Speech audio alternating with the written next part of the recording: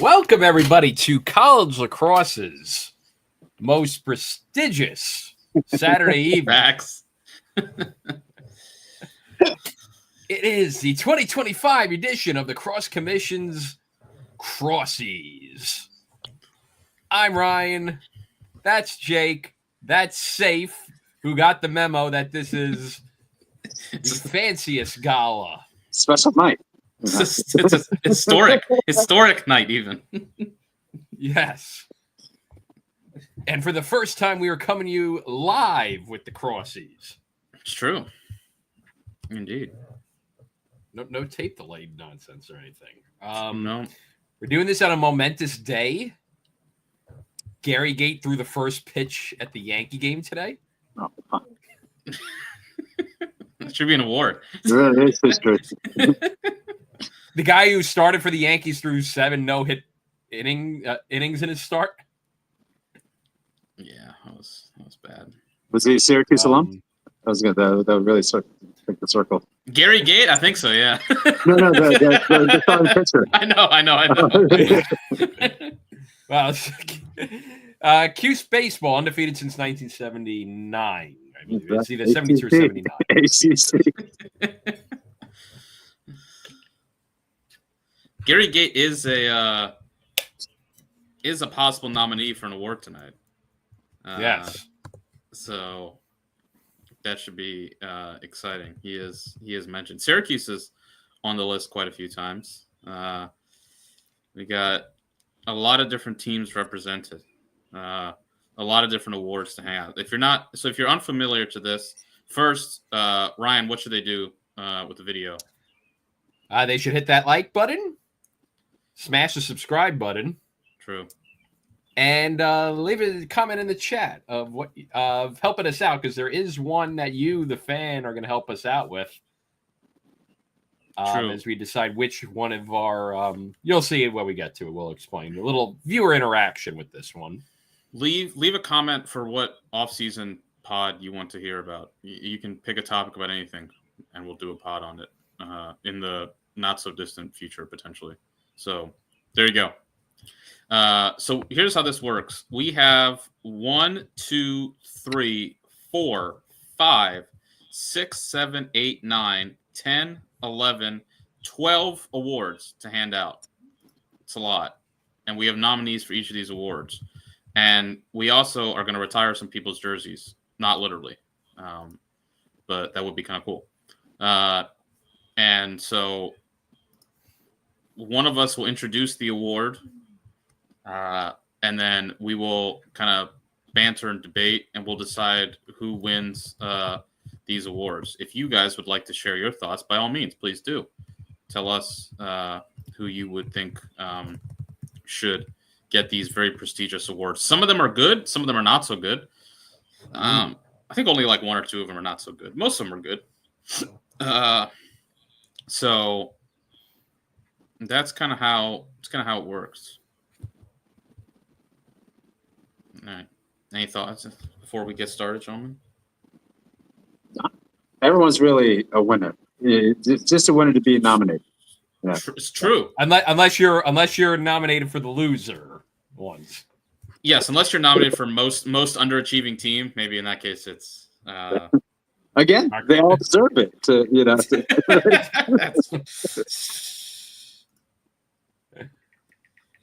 All right. Alrighty. Let's go ahead and get this started. So the first award to hand out in the Crossies 2025, without further ado, this one's me. The 2017 Towson Tigers Award for most overachieving team. So Towson in 2017 made the Final Four. They were unseeded. They are the last unseeded team to make the Final Four. And they were a surprise to make the Final Four that year. They beat Penn State in Happy Valley. They were the 7th seed. They beat Syracuse in the very famous quarterfinal game. And then lost to Ohio State in a pretty close Final Four game in Foxborough. So that was a very overachieving season for the Tigers to get to the Final Four. And so for this award, we honor teams that achieved perhaps beyond what people expected of them. in this season and had really terrific seasons where they maximized their capabilities. And for this award, we have 4 teams. We have the Richmond Spiders, who won an NCAA tournament game for the first time in school history. They were in the top 10 for a lot of the season. There were even talks late in the year about them possibly getting a home game in the NCAA tournament.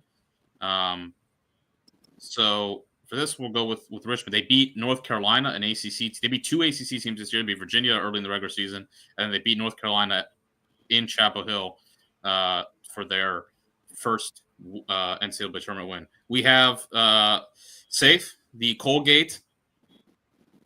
Raiders.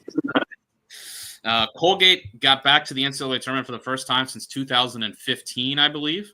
They were picked to finish, I'm not sure, 4th or 5th somewhere in the Patriot League. And they won the Patriot League tournament and then almost beat Penn State. Had the lead like the last minute of that game, or pretty close, in a great first-round game, surprising first-round game in Happy Valley. So Colgate is a nominee. This team will show up twice, quite funnily. The Ohio State Buckeyes, who were ranked, I think, in the 16th, 17th preseason. They won the Big Ten regular season and tournament titles. They were not picked to do that. I think they were picked 4th, maybe, or 5th, even preseason in the Big Ten, and had got back to the NCAA tournament for the first time in a couple of years and won their first couple Big Ten championships. And then the last one is the Penn State Nittany Lions. Penn State was ranked outside the top 10 preseason, I think 3rd in the Big Ten, and then they went on to make a 3rd Final Four in school history. Of course, a rather infamous comeback in one of the best games of the year against Notre Dame in Annapolis. That will show up once again here in a little bit. So those are our 4 nominees for the 2017 Towson Tigers Award for Most Overachieving Team.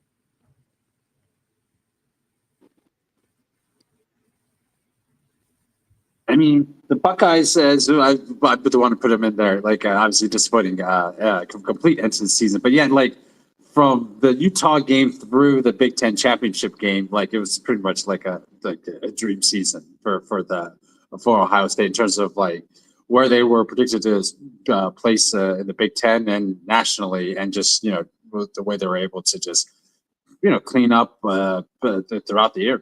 Essentially really just one loss in the regular season after the Utah first game of the season, and it was great to see like them like be able to kind of pull themselves out of like kind of the funk that they've had the last few years. Yeah, obviously Notre Dame fit it into that Cinderella story, but in terms of like kind of where they were predicted, even by most people who are have an affinity for Ohio State, me included, like anyone figured a regular season championship and a Big Ten championship. Again, they're a big board program, so having a Big Ten title regular season or tournament season, while like good, is not really the end goal. I still think, given just kind of how morale-bound, or at least felt like stuck in their running in place, the program has been for the last 3 seasons. It really was remarkable to see them kind of come back this year. Again, schedule could have been a little bit heavier in terms of non-conference games to give that a little bit more substance to that record. But like I said, I think even the biggest Ohio State backer didn't really have them like clearing the bar for the Big Ten regular season and tournament. So like I said, everything but for that Notre Dame tournament game, it's kind of like a dream season for them. And like I said, it kind of really was overachieving in terms of like where many had them nationally and in the conference. Yeah, I think Ohio State's up there. I think all 4 teams are kind of really in there. I know Penn State was ranked a bit higher in the preseason poll. I'm looking right now. They were ranked 14 in the preseason poll, but I don't think anyone saw really Penn State making a Final Four run out of that. So I think they could be definitely deserving of that.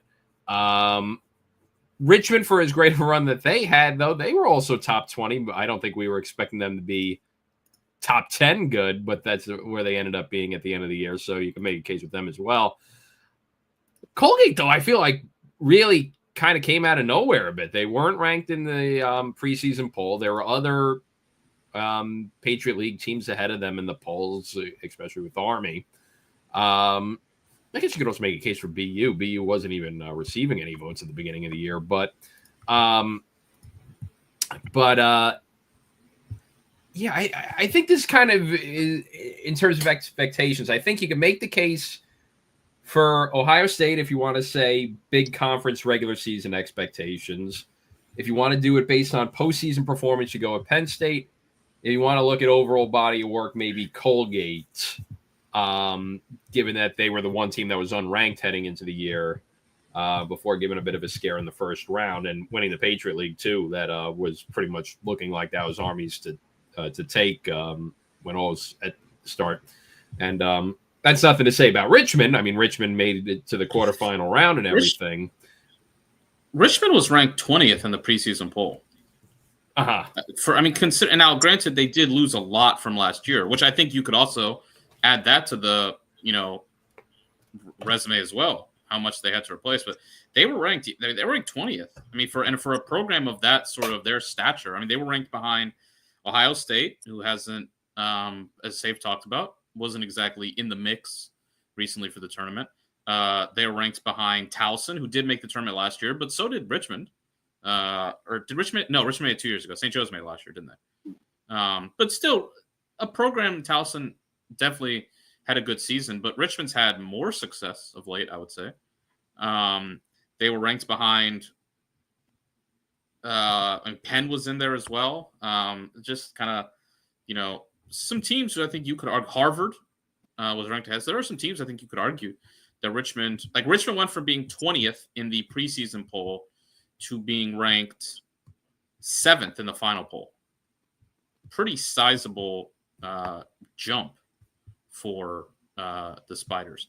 Colgate. Now, Colgate was ranked 3rd in the Patriot League preseason rankings. They actually got the second most first place votes. They got 3 first place votes in the Patriot League preseason poll. Army got 14 of the 18. Lehigh got the other one. But yeah, in the preseason poll, they were ranked 24th. And yeah, 3rd in the BU is actually a decent job around. BU didn't get a single vote in the which is honestly insane to me, because BU finishes or either finishes or is in the top 20 late in the year, like for the past, I don't know, 5 or 6 seasons. They're always in there. So that's a little bit surprising to me, but I think I would go with Colgate. I just think when you account for Ohio State and Penn State, I think did have better seasons than people expect them to have. But I don't know that Penn State getting to the Final Four is not a Penn State, I think, won this award a couple years ago when they went from having like 3 wins to get that. That was crazy. I mean, that was one of the biggest turnarounds ever in a single season. But this, yes, they were ranked 14th in the preseason, which was probably a little too low for. But nonetheless, this is a Penn State team that had players who had made the Final Four before, and they've now made, as we talked about, 3 of the last 6 Final Fours. So I don't know that that's a statement. Like, that's kind of what they expect, is to make the Final Four. Ohio State, I think, again, decent shout. But the way the season finished maybe kind of sours things a little bit. Obviously a tough first-round draw, but also didn't exactly play their best game in that game. And then Richmond has been around the block and been knocking on the door. I think Colgate, for not being expected to win their conference, not being ranked, and then not only do they win the conference, remember, let's forget, they beat Army at Army in the Patriot League semifinal, and then they beat BU in the championship, who's also been kind of like the second. But those are been the top 2 teams of the Patriot League the last couple of years, so they really went the hard way. And then I think you got to give them a little bit a hat tip for the Patriot League the NCAA tournament game against Penn State. That seemed like the most lopsided game outside of the playing games. That felt like the one was like, oh, Penn State. They've seen Colgate's ride. Like they've played this the 3rd time those teams have played.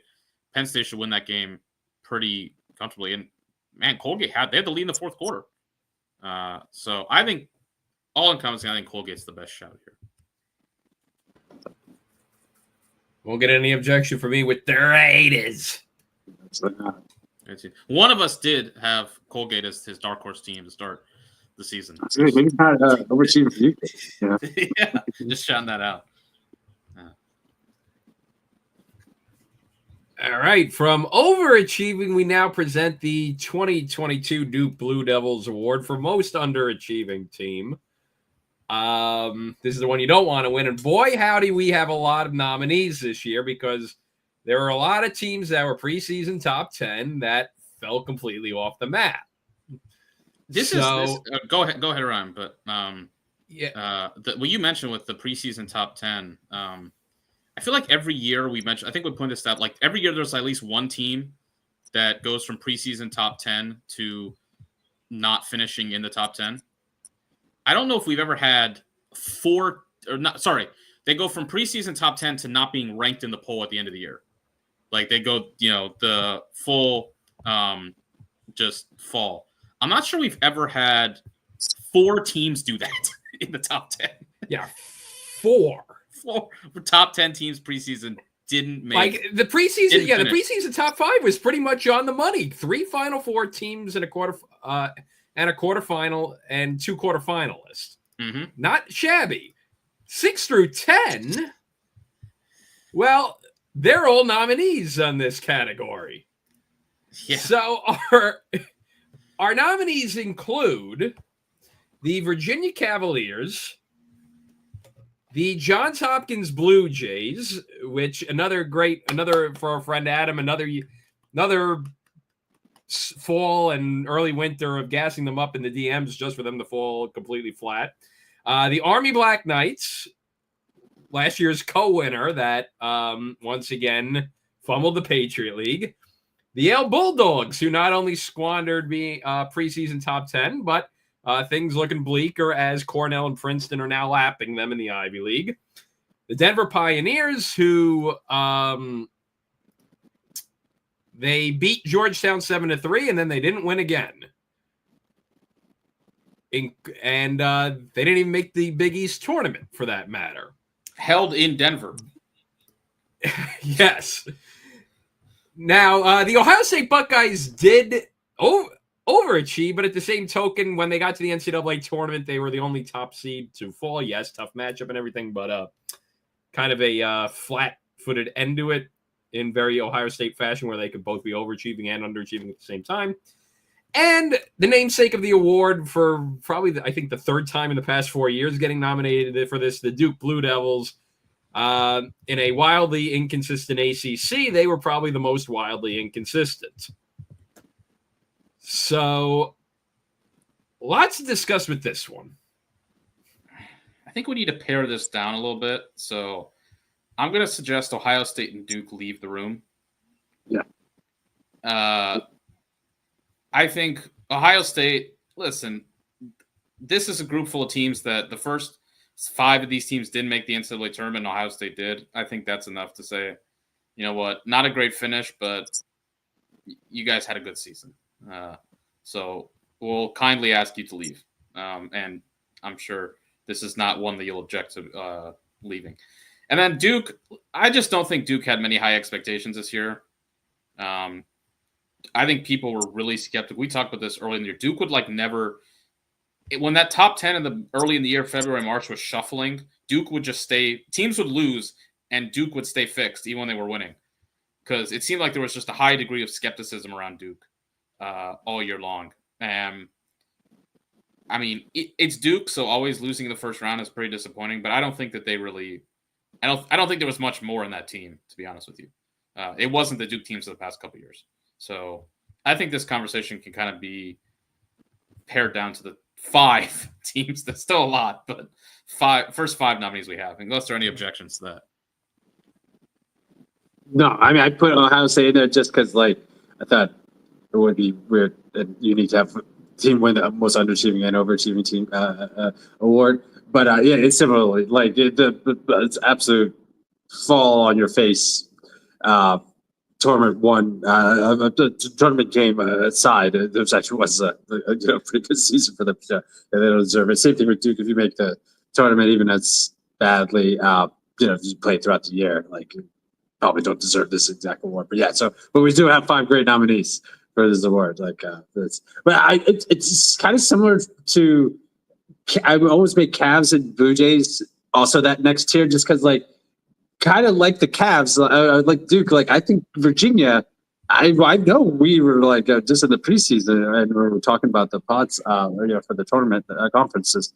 I was like, this is going to be really interesting to see what kind of team Virginia is. So similar to Duke, having lost generational talent, and just kind of having a no real identity going into the season. I kind of thought Virginia would maybe not have a typical Virginia year. I didn't really know the drop off that they were going to have. But one team I did think was going to have a drop off was Hopkins. I mean, it's kind of a tale to see 2 years for them though, because the first half of the season actually seemed to be overachieving, but then just going winless for the Big Ten, and then flaming out the Big Ten tournament, just the way that the team played, even in the first half of the season, a couple of games that did less live, like the North Carolina game and the Syracuse game, kind of, were kind of maybe signs of how they were going to fade off at the end. But again, similarly to Virginia, just didn't see complete falling off the cliff the Chase we're going to have this year. So.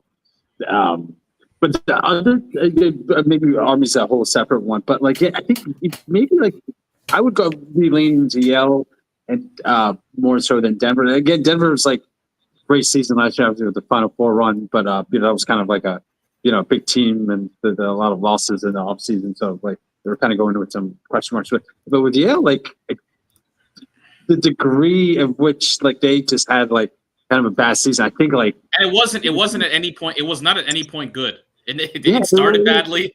Yeah, it's finished badly. Absolutely, 100%. With Denver, there was points that they're coming back. It's here comes Denver. Some rumblings. But yeah, with Yale, it just was that's poking with a stick meme. Kind of do something. It just the program as a whole just feels just not a great place. So. Like I said, they're all kind of winners in their own way for this award. But yeah, I kind of go with Yale for me. Again, not so much the preseason expectation, but just the degree of which they kind of fell off. I'm going to just point out, though, just to counter your point, Safe, about the expectations for Virginia. Yeah, we were more reserved with them, but they're preseason number 6 on the IL poll. People had expectations for them. Oh no! Yeah, I know we were more. Yeah, we were a lot more cautious with them, but a lot of people weren't. We still had them ranked. That's more. That was more just tooting our horn, as we always say. Pay attention to us in the preseason. We dropped some gems. But yeah, no, you're right. They're nationally. People are Virginia's going to be rolling. Here they come. Yeah. We had Virginia 6th too. So. Oh. Whoa, I mean, whoops. I mean, well, in terms of health of the program wise, I think Virginia and Yale are in a lot more dire situations at the end where they are now than they were in January. I think Hopkins, you could cut a little bit of slack because of the injury issues. And lost last year. I mean, Virginia did too. That's the Yale thing. Is a lot of these teams you can point to and be like, well, last season was their season. That wasn't the case for Yale. I mean, I know they lost Matt Brandow, but they brought back Johnson and Lyons from injury. A lot of guys from last year were injured came back this year. Which kind of, I think, makes it a little, oof. So, I think we can eliminate Denver because, I mean, the Big East can be kind of volatile at times. I know it's disappointing, but I don't know if they're the most underachieving. As it was disappointing as that was. It was a bad season for sure, but they were the team. We had them ranked 9th in the they were of the Final Four teams from last year. Notre Dame was 1, Maryland was 5, Virginia was 6, Hopkins was 7. We had Denver at 9th, and honestly, some of us, Adam had Denver ranked 11th, which is about as low as you probably could rank a team that made the Final Four in the previous season. Chris had Denver 11th as well. So it wasn't a good season, but I think people kind of expected that they were not going to be a Final Four contender again. And that was kind of clearly out. They lost a lot of and I remember pointing out the face-off issue just really came home to roost for them in 2025. So I guess the discussion then is going to be between Yale and Army. I think it's got to be Army. This certainly look. I think last year was probably a little worse, maybe. But at the end of the day, they still were a 12-2 team. They were still they beat North Carolina. So I think that they definitely underachieved. I mean, they should not getting anything out of these last two seasons. Not even a Patriot League championship is really bad. There's no way to spin that is. But I just look at Hopkins and Virginia. I think you could disappointing, but you can also say, well, listen, they played top 5 schedules and they just lost to all the teams that were better than them on their schedule. I mean, Hopkins did not lose a game to a team outside the top 20. Virginia lost one game to a team outside the top 20. It was Hopkins. Other than that, those teams just lost to NCAA tournament teams, or in Hopkins' case, they lost to Rutgers and Michigan, who were in the mix for the tournament, kind of towards the stretcher. Like, their spot was clearly defined. They were back end outside the top 20 team. They played super tough schedules and they lost. Which still, I mean, for those teams, like, they expect to win those games. I think Yale you come in ranked 7th, and again, never even really just had like they won 4 games in a row, I think, in there at one point against Brown, Penn, Dartmouth, and Hofstra. Like, other than that, they started 1-5 and they finished 0-3. And they lost by 11 to Army. They lost to Villanova to start the season. They lost to Albany in there, which Albany, granted, yes, a tournament team, but nonetheless, that was still a game they were expected to win. And this season, 18-7 by Princeton and 21-14 to Cornell. Yeah. I just think that's the most comprehensively bad season on this list. It's the worst season Yale's had in 20 years? Or a minute for sure. Yeah, definitely in the Shea era. Yeah. All right, so the Yale Bulldogs winning the award. You don't want to win the most underachieving team. Let's brighten the mood a little bit, shall we, Jake? Yes, one of the most fun awards to hand out because it means we get to reminisce on all the awesome lacrosse we watched this season. So it's the 2022 Northwestern versus North Carolina Final Four game award for best game.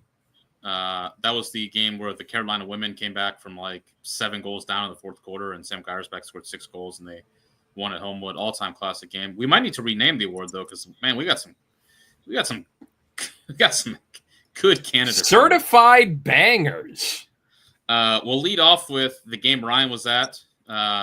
Syracuse and Princeton in the quarterfinals. One of the most just unhinged, insane lacrosse games I can ever remember. It was pretty much speechless trying to recap it all. What was that? 1918 Syracuse? 1918 Orange. I mean, like one of those old 90s score lines. Following that up, another classic quarterfinal that I was at, Penn State's perhaps all-time great comeback against Notre Dame, down 6 goals in the third quarter. They scored the last 8 goals of the game and end the Fighting Irish's NCAA tournament win streak, of which had reached like 10. So that was pretty classic. From some regular season games, Maryland versus Notre Dame and Atlanta 1-2, game delivered. Our pal Mark was at that game. Great crowd, had like a quarterfinal, 10,000. Quarterfinal crowd there, great day. Classic finish, Logan McNaney with the kick save to preserve the win for the Terps.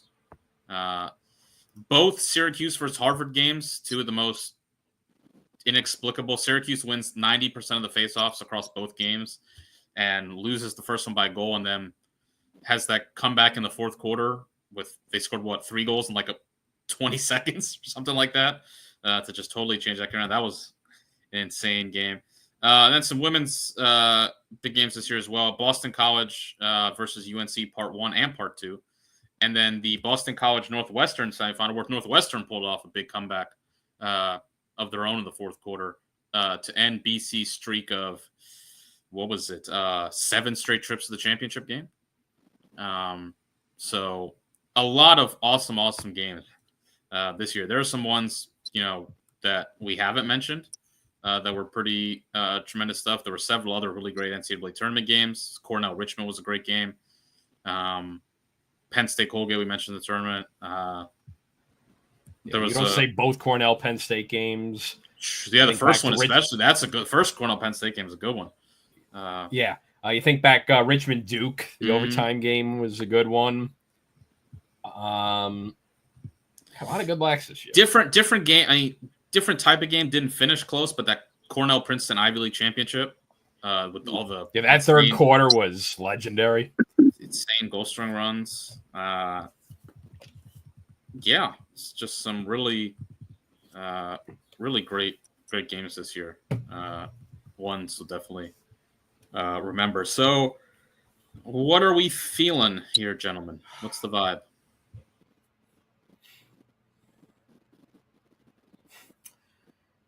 Well, one of these might be game of the decade, which is saying something given that the number 2 one, if it weren't for it, would also be in the running for game of the decade. And they happen 2 days, a day apart from one another, and at least one of us was at each game.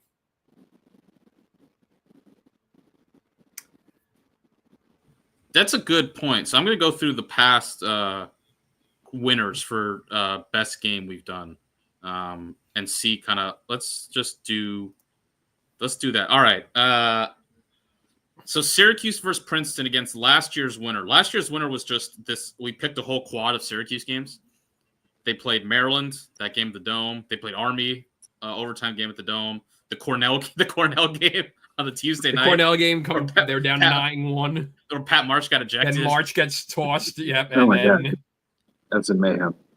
And then the Virginia game, the Dome last year, which was a epic. Syracuse actually won. Yes. Was Syracuse Princeton better than any or all of those games? Yes. Okay. 2023, we gave it to the Penn State versus Duke semifinal. Safe set down, back and forth, the crease call. Mm-hmm. What do we think? Syracuse Princeton better? Entertainment-wise, yes. Stakes-wise, no. I mean, we talked about it's a quarterfinal. It is a quarterfinal, yeah. And it was a rivalry game too. You had that aspect. I can see. I mean, the Penn State Duke game has the kind of surreal and the job with all the refs running off the field. Yeah, the fans like rioting. Like that was like an epic moment. That's definitely controversy of the decade. The game was pretty good too, but Penn State turning it on and pushing it into overtime. Yeah, it's fantastic. That one's pretty close. That's close. What else do we have? 2022, we gave it to probably Carolina Northwestern. Would be my guess. Mm-hmm.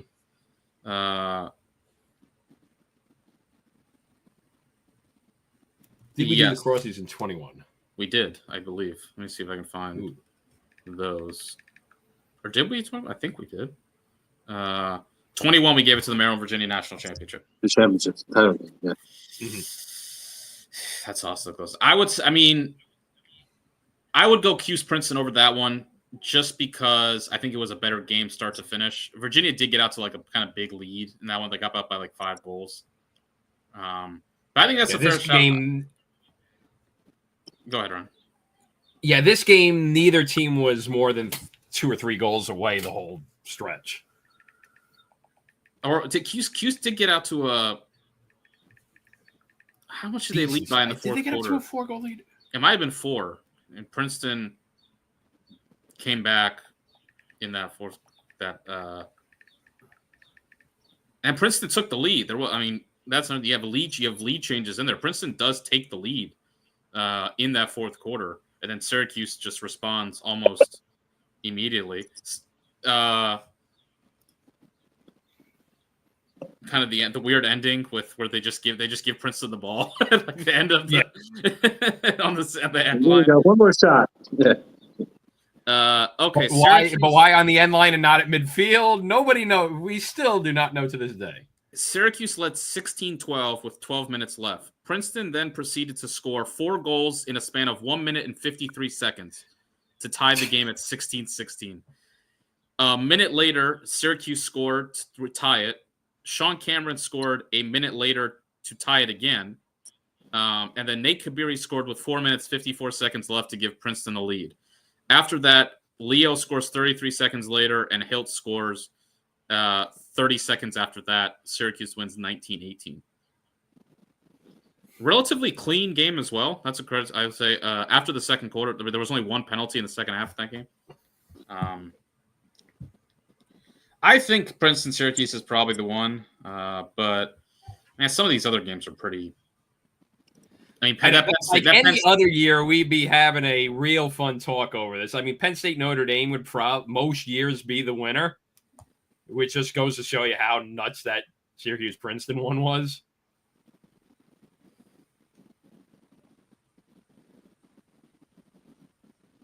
Yeah. Those Syracuse-Harvard games are pretty crazy too. Mm-hmm.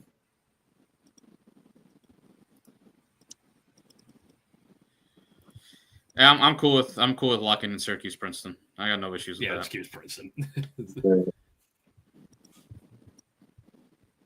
Now schedule in the one another in the regular season, you guys.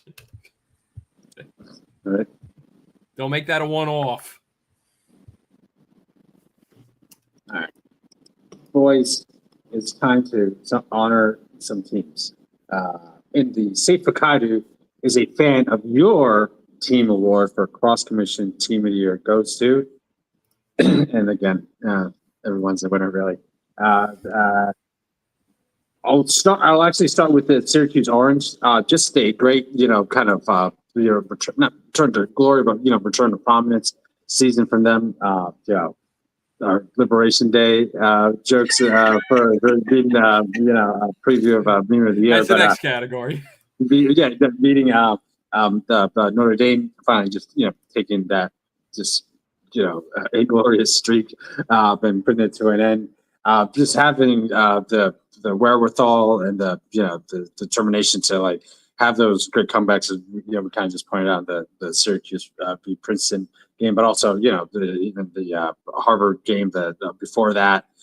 Just always kind of showed a level of grit that was kind of just missing a little bit of the Gary Gate squad of the Gary Gate era, and really kind of put that to rest with just a really good strong season. Maybe Orange fans will wait for a title for them to put that label great, but I think this was as close to that without actually being there. If you want to hold that against Syracuse.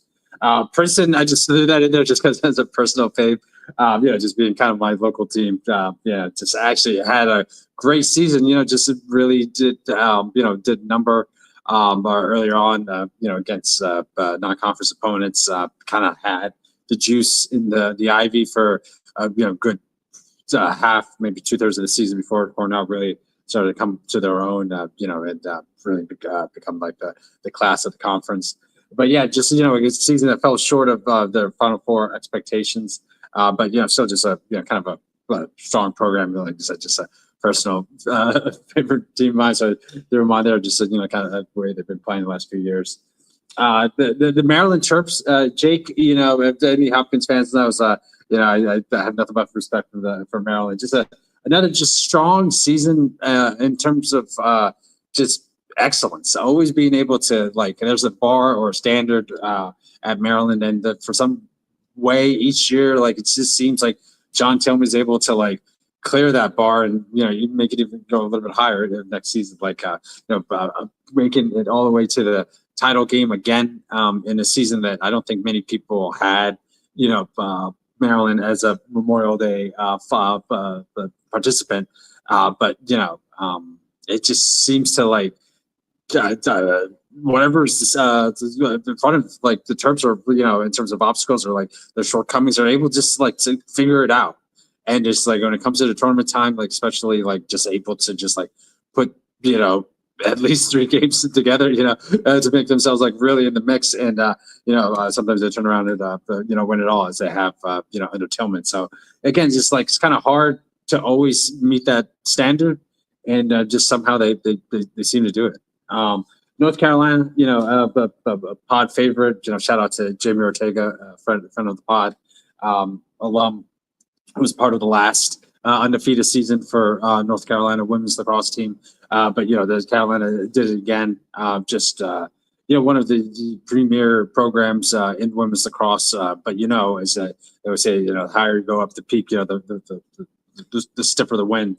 And with Boston College, just kind of being pretty much the hunter for a large part of the season, and Northwestern, another historic program, just kind of felt like North Carolina was just a little bit of they've been forgotten about, even though they're undefeated, made it to the Final Four. I think that's the way Boston College and Northwestern game ended. Took a lot of attention away from Carolina, but in their Final Four game, but Carolina's able to put it together, win another title, another undefeated season for the Tar Heels women. Just a great storybook season for North Carolina, and deserve all the accolades that they've received.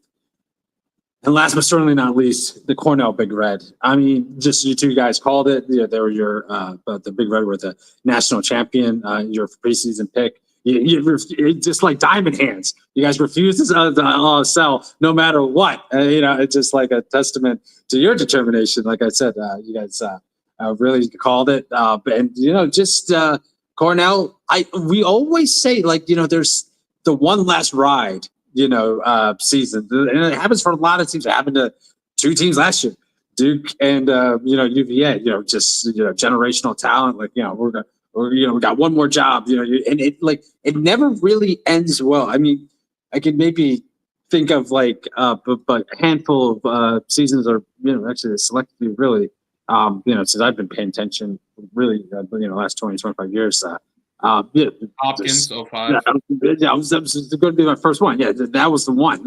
Kyle, that senior class, they weren't Rambo. Exactly. Rambo, but 2017. That's it. But Cornell did after getting to this same stage in 2022, and just the way 2023 ended, just kind of got cut off at the knees by Buzzsaw in Michigan. The way every calamity that needed to happen for them to not make the tournament did happen in 2024, and just just the absolute bitter taste, I'm sure, in their mouths for having a tournament caliber season, but being left out due to circumstances really kind of out of their control. You always say you win the games and then you have it back in your control, but that was a complete series of events that really probably wouldn't have happened 9 times out of 10. And then to just we got one, especially for someone like Crosse, to did not want to leave his college career. You can kind of just tell all the stories beforehand, just how focused the team was, and and they really did it. It's a year where there's definitely some select team at the top, but kind of muddled thereafter, and so kind of was a wide open year. But really, maybe it was Cornell the whole time.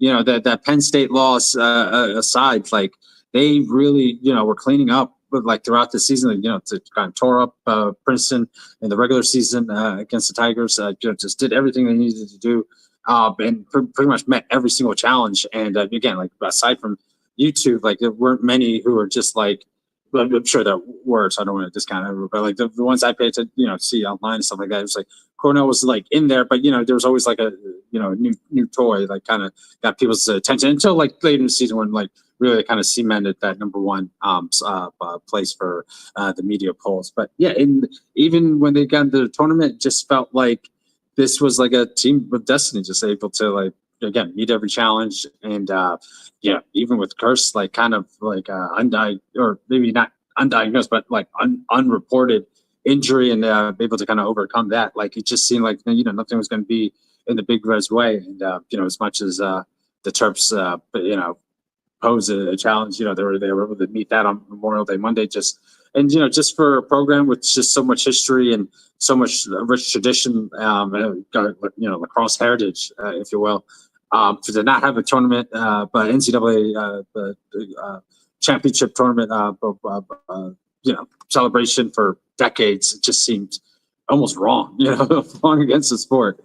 And for them finally to clear that, again, like just a great time for Cornell alums and fans alike. So think probably kind of know who's going to win this one, but definitely open for discussion. Yeah, I'd also give props that they weren't nominated, but the Richmond Spiders as well. It's been fun to see that program grow, and now they're knocking on the door of a Final Four, and next year could be a real rocket ship type of year for that program. So that's going to be fun to see next year with them. But I think in this case, I know it's cliche to go with the two national champs, but I think the discussion is UNC women, because you run the table. That's legendary, especially nowadays. You're playing north of 20 games a season in women's lacrosse. You're playing twice a week, every week. So I think it's between them. And really the only thing that's standing in the way is that this Cornell team is a generational story. I mean, we've talked about it all year that this was the storyline, was the drought. And this was going to be their best shot at ending it. And they've got the best player in the game in CJ Kirst on it. And they delivered the storybook ending. So I know we kept on saying it, there was something romantic about this Cornell Big Red team. And I know, a lot of times for this team of the year stuff, we give it to whoever wins the national championship, but this is something that's over 50 years in the making that's almost 50 years in the making with the Cornell Big Red. So I think my vote's going to go Ithaca's way to the Big Red. Yeah, that's a good point. This is not the award it's not necessarily intended to be the award for whoever wins the championship. It's become that award the last couple of years just by virtue of the last four national champs. Like the 2021, we gave this award to Rutgers, I believe, with the Chernobylis and Mullins. But the past couple of years, the team that's won has been the story throughout the year. Yeah, and that's the point. The award is supposed to be which team is kind of most sort of embodies that season or is most representative. What team is kind of the best story from that season? And we've really had some, really identifiable and really significant champions. Like I think if Maryland had won, it would have been like, oh, Maryland just won another championship. Wouldn't, but Cornell this year, the first championship in nearly 50 years, a senior class, trying to get to the top after they came in as freshmen and lost. Kirst, winning the Tewaaraton, all of that. The last 2 years, look, Notre Dame last year was an all-time type team, going back-to-back, the first kind of consecutive back-to-backs in Syracuse. The year before that, it was Notre Dame winning their first title. That was a pretty significant deal as well. And then 22, you have Maryland, the undefeated season. So that's kind of what's become these last couple champions have really been big stories and stories that have defined the season. Yeah, so I think Cornell's the obvious choice. More than just winning the national championship. The stakes behind it for them. As Safe said, if it wasn't this year, who knows when you get the next shot? I mean, the program certainly seems prime, but this was a team led by its seniors and its leaders, and those guys got the job done. They were the class of the country all season long. I mean, they lost one game that they led by 4 goals in with a couple minutes to go. So definitely, I think Cornell's the worthy choice here.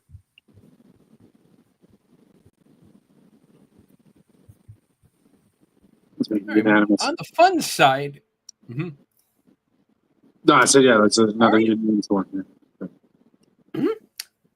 On the fun side, we got the next Crosse Commission tradition, the Ryan Knows Women Award for Meme of the Year. That was, of course, when I was the infamous Women's Lacrosse special that was eventually going to be coming, and you guys thinking that, do I even know any women? This is, back in the late 2010s when that was kind of a social media thing where dealing with men that are behind a keyboard that have never stepped foot out of their door.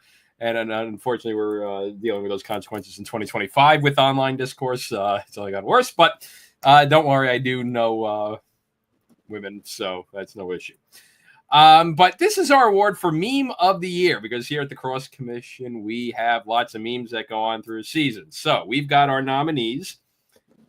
Jake's The True East Hartford Has Never Been Tried meme. Basically, anytime we talk about the attendance. It has. And this is dealing with attendance matters, with the fact that East Hartford's Final Fours came first during COVID restrictions, where there was a smaller allowed attendance at the rent, and then in 2022 when it was being played in a monsoon on Saturday. So technically, and the economy too. Inflation and the economy. Yes, inflation was high. It's a great recession indicator. Men's lacrosse Final Fours in East Hartford, Connecticut. There's a time I was on stream after the loss to, was that the UNC or the Duke game, where I suggested that maybe, where I suggested that Syracuse might consider looking for a replacement for Gary Gate. From there, Syracuse then won the ACC tournament and made it all the way to their first Final Four in 12 years. Similarly, with Syracuse, Safe's Liberation Day in lieu of the around that same week where President Trump announced the tariffs. And just like that, still remains to be seen whether or not we're going to get to that with Syracuse lacrosse. Just like I still have no idea what tariffs are in effect or not. But Syracuse being Notre Dame to end their long losing streak, as Safe said, Syracuse's Liberation Day. He opened up the stream by saying, Ryan, congratulations, Liberation Day. Reminder that this is the Crosse Commission. We do not have any political affiliations or leanings, and we remain steadfast in that in the second Trump term. Next, Jake and I patting ourselves on the back. You might have heard it when Safe was giving us a pat on the back before, when during our preseason poll episode, when we continued talking up Cornell, where we were considering putting up, as we originally had them at around 6, and then with each passing team, we decided, wait a second, Cornell's better than them. And we ranked them all the way up to 3, where we were this close to actually ranking them number 2. Cornell ended up winning the national championship when all is said and done. And as always, Ohio State, the ups and downs that Safe has to deal with Ohio State. At first, it looked like the season was going to be a complete lost cause. Then they go on and run the table in Big Ten play, just to lose in the first round against, of course, Notre Dame. Who else would they lose to in the NCAA tournament to bring pain to that? Safe, did you make a profit off of betting on Ohio State men's lacrosse? It was off this year. I'm sorry. This is the year they had to show it me. Good strategy, though. Remember, we don't endorse or condone sports betting. We are not sponsored by a sports betting site. So, other caveat with that. So, what was our favorite meme of the year? No, I said open to any offers if they want to call us FanDuel or something. Is that well drying up? I don't know. Listen, as much as I'll always ride for True East Hartford has never been. It hasn't. Listen, we're still waiting. A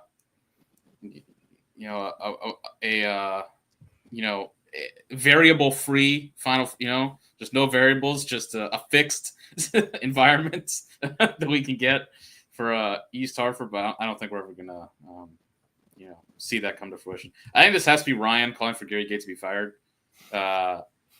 Ryan's memes became a real draw for us. Or pardon me, Ryan's rants became a real draw for us this year.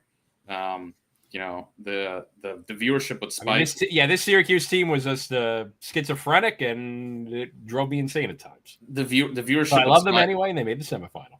The viewership would spike if we promised a Ryan rant. So, and then all of it peaking with getting to the maybe they should fire Gary Gate, and then they immediately just win 4 games to make the Final Four.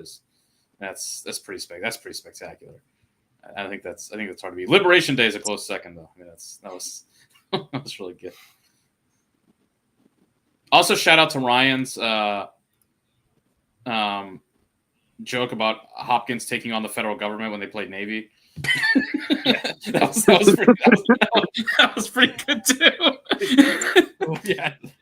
Called me totally off guard on that one. So I'm voting for Ryan calling for Gary Gate to be fired, just because it took Ryan 10 years to get there with Desco, and he just got there over the course of an entire season with Gate, and then they made the Final Four. So I'm going with that one, but that's my pick.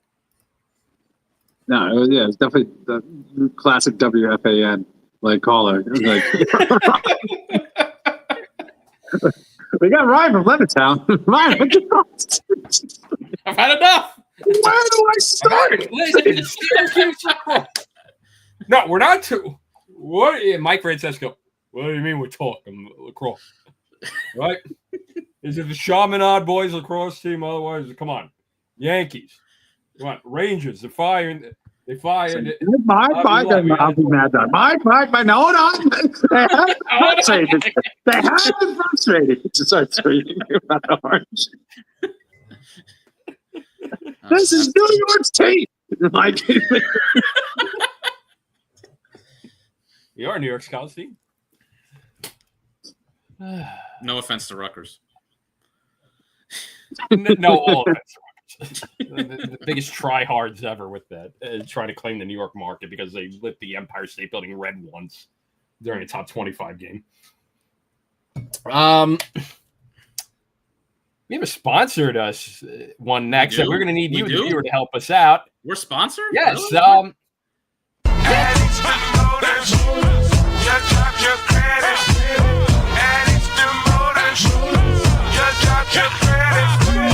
Ford, Honda, Chevy, Beamers, and minivans. Over 600 cars, trucks, SUVs. Are you listening, man? Let Eastern Motors put you in a car today. Let Eastern Motors finance it all the way. That's right, the Eastern Motors Stream of the Year, because that was, I don't think meme of the year category, but a good running gag that we had on our stream where we introduced it with old Eastern Motors commercials. If you're not familiar with those, a chain of car dealerships in the DMV. Sorry, Mark, they're not officially a sponsor yet. We're still giving them free publicity, but one of these days. Because we just had a running gag of just how ridiculous these commercials are. So with DC area sports stars and Baltimore area sports stars. So we just made it a running gag with it. So stream of the year. What was our we've had live streams, we've had post-game reaction streams, we've done it all in between. What was our favorite of the year? We'll have chat help us out too. I think it's got to be the Ryan calls for Gary Gates to be fired one.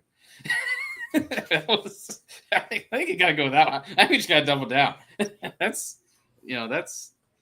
is great. Well, between that and me in the Hofstra parking lot. Oh, that was a good one too. That's a good one. Yeah, that was a good one. I like that one. I think those are two good choices. Because either this is like the high point of the Gate tenure, in which case it proves to be very prescient. Or Syracuse returns to glory, and it's just this hilarious one to look back on. And it gets put on every montage showing the build up to Syracuse winning. Selection Sunday was pretty good, yeah, with them. Oh, the whole Selection Sunday broadcast. Quint's hair. Quint's hair. Safe called out. You look like Jason Bateman. this young Bateman. Team Wolf 2 Bateman. Mark says Fredo. That was good. Yeah, we went through like every scenario with Army, and it was it proved to be pretty disappointing to the Black Knights. But the selection they had that. They took like 10 minutes to announce Ohio State Notre Dame. And then like showed like the they showed the whole bottom of the bracket. Squad. They showed the whole entire bracket just at once, just flashed it. It's great TV. That was good. That was good stuff. So I don't know if I have a particular thanks to the House settlement, you'll never see the NCAA championship rights be broken up for the sake of Title IX and thus benefiting other non-revenues. So you'll get that forever and not Chris hosting it on TNT on a Sunday night or True TV on a Sunday night. That might be an off-season discussion is the House settlement. But off-season pod. But yeah, those were some fun. I don't know if I have a particular winner, but those were some fun. Those were fun to look back on. Yeah, they were all my favorite. We had a lot of fun with these. Yeah, we had a lot of fun with these. It was a fun season. It's a fun season, man. Mm-hmm. So that was the Eastern Motors Stream of the Ford,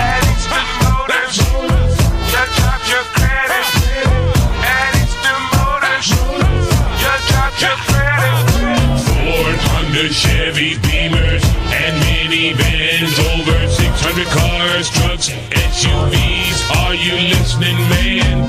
Let Eastern Motors put you in a car today. Let Eastern Motors finance it all the way. It is kind of funny. When I was down in D.C., I didn't see any Eastern Motors, license plate holders. I guess maybe not as much on the Virginia side. I don't know if it's as big as it was. I mean, they used to air those commercials like all the time when I was growing up. I don't know if they're doing as much anymore. They got good ratings on Google, though. They got like a 4.8 star rating. That's good, man. It's a good quality place. So now we're going to get into the money-making portion of the program, where we're going to go position by position, and we're going to start with coaching, with Safe taking the lead. You know what? I was going to give a quick shout out to also Flow Sports for the streams. And who is the one that Denver does that special deal with? Oh, yes. Mitko.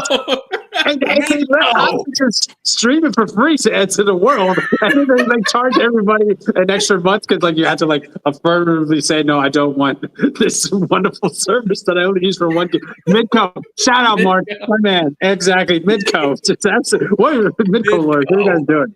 That's the stream of the Sports. Absolutely. Oh my God. That was incredible. The first weekend of the season, how could you just periscoping?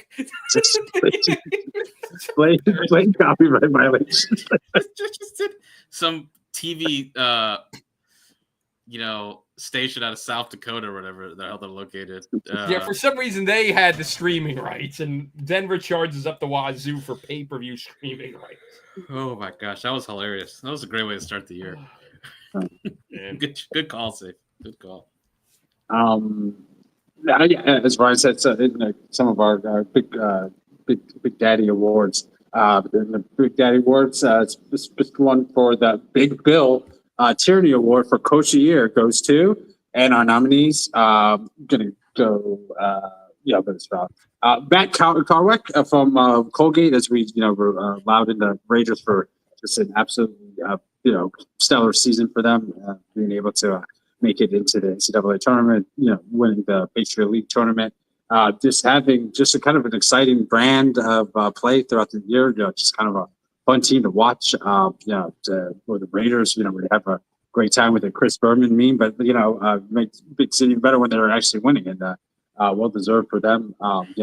Coach Carwick is able to kind of steal the thunder from Army, who was the story of the conference for much of the year, and him and his Raiders, were able to give everything and more to Penn State in their first round tournament games. Almost turned this into a quarterfinal round. Who knows what to do once you get there? So it's a money round. So yeah, Colgate success. A lot of it. It's got to be attributed to Coach Carwick. So it's for our first nominee. Dan Shamati Richmond, it kind of feels like he's in this category often. So, but it deserves it. It made the Richmond Spiders have, literally helped to put them on the map. It's the first coach that they ever had. And just, repeated success, whatever tournament conferences that they're in, able to make the NCAA tournament. And this year, really did take a huge step for the program getting into the quarterfinal. We kind of were saying, in our A-10 discussion, which one of these teams is going to, take that next step and really, become, potential Final Four threat, but you can't get there without winning your first round game. And, I think this was a big moment for obviously Richmond, the program, Coach Shamati, but also, just further evidence for teams are out there that are, not in the big three conferences that, just being kind of true to yourself, having consistency and, having the players that really buy in. You too could have a program that's, kind of nationally known now. The Richmond Spiders are like hosting Maryland, hosting Virginia. They're hosting, Georgetown.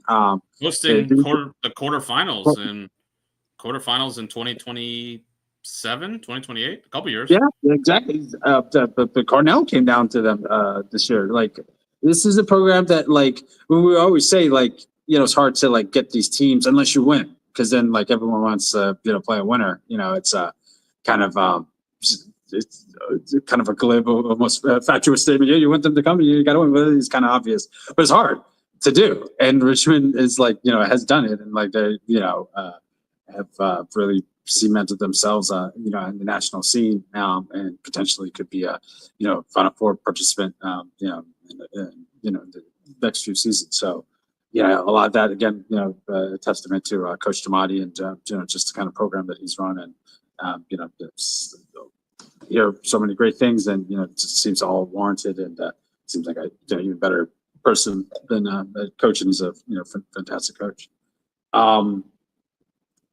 For Amanda, I think maybe we're going to need to think about like renaming this award to John Tillman. Just kind of what I was saying about Maryland earlier. Just again, like, it's kind of hard to like surprise when you're like always predicted to be at the top. And I gotta say, like, I think like these last two seasons have been some of like John Tillman's best work. Like, especially like last year, like that wasn't a championship Memorial Day Monday team. And he like, obviously the players did the bulk of the work, but like, he got them there, and to turn around and again, get them back to Memorial Day Monday. Yeah. You can say whatever you want about Tillman's championship game resume. But as Jake actually points out, there's so many years where they should have made that game, and let alone probably were going in as the underdog. That like, you got to look at it to that perspective that like they are, again, it's Maryland, and it's kind of hard, when you're one of these glory teams. But like, it does seem that they still seems to overachieve just the way that they are playing in the season. Like, what other teams were playing, it seems like the gap or perceived gap between those teams and Maryland. But Maryland's always in the mix at the end of the season, in the top three. And it comes time to like, quarterfinal games, they make it happen, and they're just a Final Four, almost mainstay now. And, being able to, win that game as well, kind of talked about it, probably maybe explore it more, like kind of it's difficult for those teams that win that Saturday, but lose on Monday because you're kind of forgotten in history, because everyone really only remembers the winner from that weekend. But that still, I still don't think that should take away from what Coach Tillman does year in, year out. And again, like, just it's almost crazy to think of like how many times that the story for Maryland, it's kind of expected in terms of like exceeding expectations, or being able to like get to that last game. I've just been this remarkable, and just another great run for Coach Tillman. But I think our coach from Cornell, Coach Busick, Connor Busick, is maybe one up Tillman this year in terms of like just the job that he did. It wasn't a wire to wire type season, so you can maybe take it downgrade a little bit to what Maryland did in 2022, or for UVA or Hopkins for the undefeated seasons in recent. But like in terms of like being almost a near wire to wire, like they're right up there. It's just the way that they just were able to, really take control of the Ivy, like kind of cement themselves as the number one team towards the final weeks of the season. And then just kind of methodically just taking out teams, throughout the tournament, like a couple like scary moments here and there, but just Denver felt like they were threatened. It's, like I said, it's almost like you kind of like those undefeated teams that, they're like cemented in history, just like,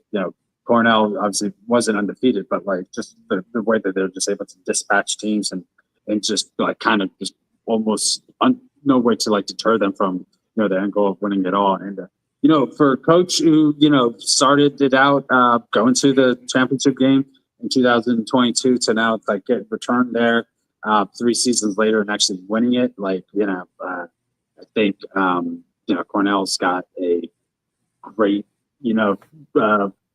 great coach on their hands, and potentially, you could maybe make another trip or another victory Memorial Day Monday, much shorter time span than they have, in this drought. This is like a team besides Princeton that, really seems to have like, their firm grip on the Ivy, and, it's like going to be a lot for them to replace certain weapons, especially Cursed. But except, Coach Busick, he's a phenomenal young coach, and I think as long as they has the players to kind of buy in, and follow their formula. I don't think it's gonna be the last time he's gonna be in the Final Four, Memorial Day Monday in his career. So,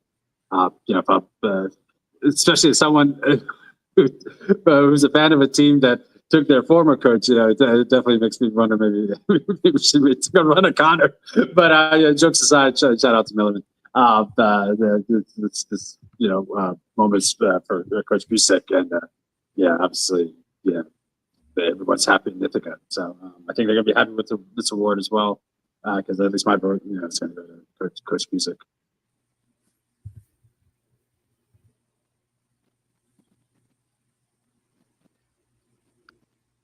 Yeah, I don't. I think this. I think it's Booshek. You can make a case for Carwick, for Chamati as well. But I think it's got to be Booshek of just what he's done with this Cornell program since taking over, and this is kind of his magnum opus, winning the national title when all is said and done. So a little bit cliche to give it to the coach of the team that won the national championship, but I think in this case you give it to Booshek. Because again, I think with the expectations that this Cornell team had, and to not just meet them, but exceed those expectations, I think you put him down as. Sometimes you don't have to really go too sometimes you can kind of just galaxy brain these things with like who should win, like the NHL does with their coach of the year, where it's just whoever, overachieves maybe or something like that the most. But listen, like Cornell having the expectations they did was a testament to Busick, the job he's done recruiting and getting these players in.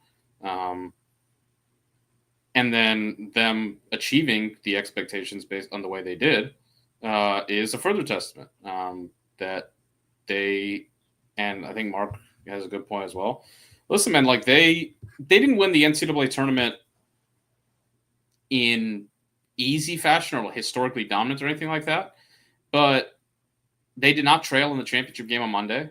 And then they took control of the Penn State game in the second half. That game as well. And then Richmond, was probably the biggest scare they got. But it was a pretty decisive NCAA tournament victory. Again, it wasn't Notre Dame or Maryland, but still, nonetheless, they were clearly by the end. You had no questions about it that they were the best team. It was a pretty, they stamped their, place pretty firmly in that regard. So I think that's again they had issue last year defensively was kind of their issue. That was one thing we mentioned was like Cornell's defense last year was not good enough to be a championship contender. I mean, it's a big part of why they didn't make the NCAA tournament. Their defense improved greatly this year to the point where it became in some ways a strength for them down the stretch. Jordan Stevens gets some credit for that. He, of course, is moving on. So we'll see, having to replace assistants, turnover, things like that. Every year of his career, he's had CJ Kirst. These are things that we'll have to see how they go in the future, but they're continuing to recruit really well. And he's a very even-keeled, really smart, well-prepared guy. And he's got certainly now the hardware to prove it. So, yeah, I think definitely. All the other guys all had good seasons too. Carwick, what he did. Tillman, look, it was not a Maryland team that people, I think it's safe to mention, expected to necessarily be up in the kind of echelons they were this year, getting to number one, being the 2 seed in the tournament. I think there was definitely, we talk about different things with Maryland. Didn't have a 60-point scorer, a very kind of defensive-led team. No All-Americans in the preseason. It was another or one. I think it was just McNaney. But nonetheless, still had a strong year. And then Chamati, Mark mentioned it. They gave Cornell the biggest scare of any. And look, Richmond was a top 10 team this season. That's a serious thing to say. That goes to show how strong a job Chamati did. That they were really in the conversation to be one of the top 8 seeds. And of course, they beat Carolina. So. Oh, but yeah, Busick, easy choice for me. All right. The John Galloway Award for Excellence in Saving Fast-Moving Projectiles at Your Head, our Goalie of the Year award. Our nominees are Caleb Fyock from Ohio State, who I believe won the Kelly Award for Goalie of the Year, was first-team All-American, the backbone of that Ohio State squad. Really, in a lot of ways, I think you could look at several games this year where he was really the difference for that team in being getting where they were. Saved over 60%. That was a team, a lot of ways, led by its defense, and he was the goalie's the last line of defense.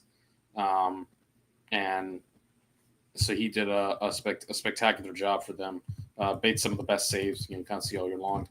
Logan McNaney, Big Mac, 4 years, 4 trips to the championship game, 1 championship back in 22. At one point, he was saving up near 70% for the first month or two of the season, and some pretty kind of added more kind of highlights. And the Notre Dame game, he was spectacular, made the kick save. He was just spectacular. The leader of this Maryland team, he was their superstar. Team without us, he was the superstar of that Maryland team. And the Terps had, I think they would have finished with the first most top-ranked defense, and just defensive efficiency, up there in scoring defense as well. And he was a big reason for that. Again, kind of the leader, the communication he has with that group. Another spectacular year for Logan. And then Ryan Croddick from Princeton, a team that, a little differently, they didn't have that sort of elite defense, a goalie who was tasked with making lots and lots of saves. You go look at some of Ryan Croddick's save totals. He's up there in the 17, 18, 19, 20 save totals in some games. He really, for a team we kind of called as their defense as their question mark from Princeton, and it did come true to a degree in the Syracuse game. Croddick covered up a lot of those issues, and he really gave them a chance to win a lot of games. Just continuing the line of elite goaltending that Matt Madelon is starting to produce at Princeton, following up from Gian Fraccaro past couple years, and Eric Peters back in 2022. So pretty spectacular year from Ryan Croddick as well. And he might be I think he's back in 2026. He might be the favorite for this award next year. Fyock's back. So he'll definitely be but Croddick will certainly be in the mix as well for that honor.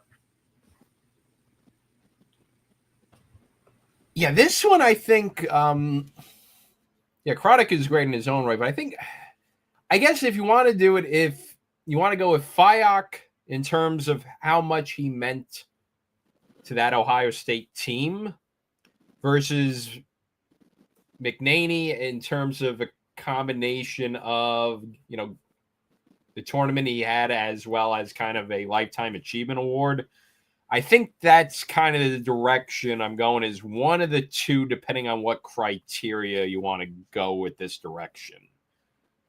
Because both were very good. So I guess you wanted to do it in terms of most important to the team or best overall performance, because I think that's the discussion to have. I'm bouncing it out between those two. I feel like we've seen Big Mac like grow up, like I think I've seen more games where Big Mac's played than anybody else ever live and like on TV. Yeah. Just like Maryland's been on TV so much, you usually see at least one of their kids almost every year. They're playing Princeton or but the Hopkins, and like the Big Mac's always there, and it's just I'm with you, Ryan. Like I want to even kind of use it as a lifetime achievement award, but like even this season, he just had a phenomenal season. I think he was our first team All-American. Fayok was first team. Or you mean preseason or end of the season? I was gonna say end of season more, but end of season was Fayok, and then Fayok was first team. McNaney was second team. Second, so it's like, and from the moment it feels like he started playing for Maryland, like it just it feels like so long ago. But it feels like played like so many games. So many such critical games, and played 73, 160. Most of winning. He passed the semifinal against Syracuse. He passed Galloway for the most wins by goal. Most wins by goal in NCAA history. Yeah, just like I said, it just seemed consistent with just love saying Big Mac, like just like Big Mac did it again, especially during the Mason run, 2022. Where he was like, kind of like the young boy, with such great leadership. And then, he's like at the end, the leader of the squad, but Fayok had a great season. Don't want to take anything wrong away from him. Product, like, it's going to have, but even potentially even better season next year. But yeah, like personal affinity aside, like I think I still would just give it a Big Mac, just what he's done for Maryland this year, just kind of this year. Like they were almost like a better clip in terms of defensive rating than the title season or 2021 even. So yeah, like this season alone, like I think he earned it. No disrespect to Fayok, the Ohio State flamed out in the first round, and Maryland made it to the championship game. So I think he earned it this year. And again, like I said, if we want to even just look at it as a lifetime achievement award, like he definitely deserves it if we use that perspective. He won it before, so if he wins, it might be one of our few repeat winners of the award. I'm not gonna, I'm never gonna speak against Big Mac. That's the direction we want to go in. All right, Logan McNaney, 2-time. Maybe I have to rename the award. All right. Ironically, as a former high school lacrosse attackman, I'm doing the defensive award, the Tucker Durkin Award for Excellence in all things making attackmen look silly. So for this category, we've got a 4-pack of nominees. We've got from Maryland, we've got Will Schaller. From Notre Dame, Sean Light. From Penn State, Alex Ross. And from Ohio State, Bobby Van Buren. So this is our Defenseman of the Year category, making an attackman like me look silly. Again, a lot of good nominees here. Very Big Ten heavy in this category as well. It was a very defensive year for the Big Ten, and these categories definitely show it. But I think with this case, no one was as much of a shutdown factor as Schaller was this year. I think we could be in agreement of that. Light was great. The Light thing's tricky because I think it became in a way that teams just stopped going at him. And like they didn't even put their they would just try and find ways to get their top attackman against anybody else, which is a testament to him, certainly. As that he's probably, I think Light is the best pure cover guy in the country. I think that if you wanted to just give this as a who's the best cover one-on-one defenseman, I think it's Sean Light. If you wanted to say who's the best defense, period, Will Schaller showed up all over the field in a lot of different ways. The way that he could ground balls, cause turnovers. He created havoc in a lot of ways. And so I think that it's kind of how do you choose to look at the award? I think the Schmeister, they went with I think they went with Van Buren and Light, which I didn't like. Just pick one guy. But I think that's kind of how it is. Do you just want to look at it as who's the best cover guy? Because I think that's Sean Light. Van Buren's a good argument as well in that regard as just a pure cover guy. Or which defender had the big impact. Like Schaller was really the leader of Maryland Stevens-Law. I mean, they had Colin Burles as well, who was kind of the air traffic controller. But I think it's kind of how, I think it's good, right? It's how do you want to look at it? And look, Alex Ross should get mentioned here as well. No one covered CJ Kurse better this year than Alex Ross did. So certainly I think that's a big feather in his cap as well. But that's kind of how I would sort of view this. Depends on what you want your defender to do.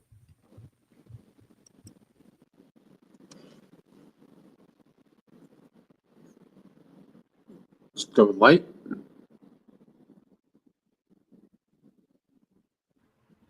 I mean, I'm open to anything with this one. This one's a pretty hotly contested one, I think, right?